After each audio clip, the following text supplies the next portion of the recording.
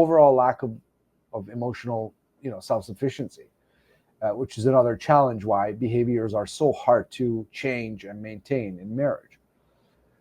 And really, this is triggers, right? A husband has to become emotionally self-sufficient in life and marriage in order to have it function well and for him to be truly free and happy. But what does that actually mean, right? What does emotional self-sufficiency mean?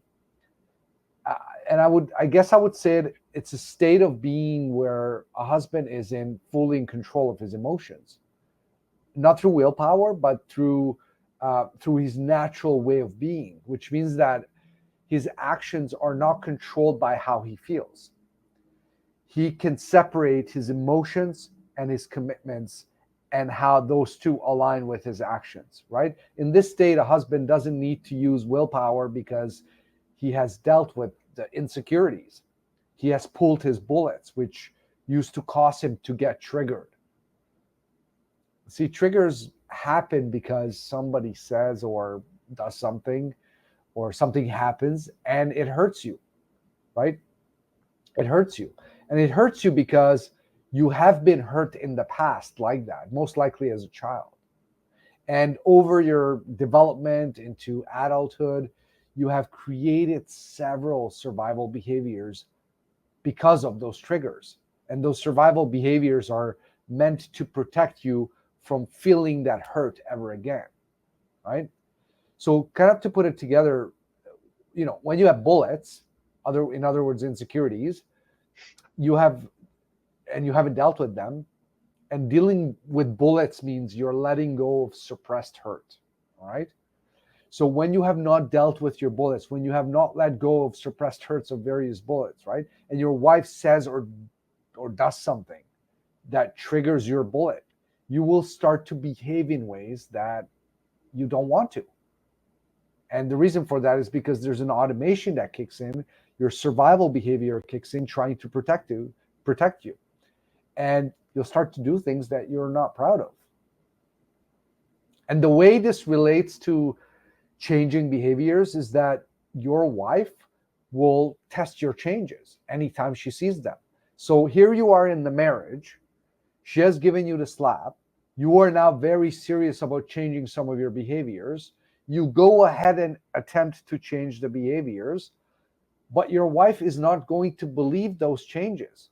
She will question them. She will doubt them, which makes sense. You would too, probably, right? You've trained her to expect a certain behavior from you for so many years. Just because you've done it for a couple of weeks, that doesn't mean she believes it. So she'll test you, right? Now,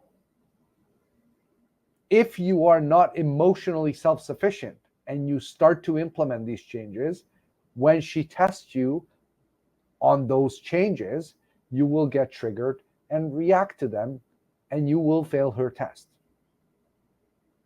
Okay? And your wife's tests are designed exactly to do that, to have you fail. How else would it be a legit test to see if these changes are real or bullshit, right? And when you fail her tests enough times, you'll want to give up, and especially if you don't understand this concept. And this includes the changes in behavior, which will have you, again, revert back to the old you. And you touched on it there with respect to, she's seen your changes before, right? She's seen you also failing to maintain those changes before. Yeah. Right? She's now at the stage, after a few years of trying to save the marriage herself, trying to give you the signs, ultimately getting to the place where she has to give you the slap. So she's already checked out. She's emotionally checked out. She's physically checked out. And you failing her test just reinforces her decision. Like, it validates her decision. So unless you're willing to make that shift towards being self-sufficient, to being emotionally reliable for yourself, well, then you're never going to be able to be that for her. And that is one of the key areas, emotional safety and security, that's so important for her.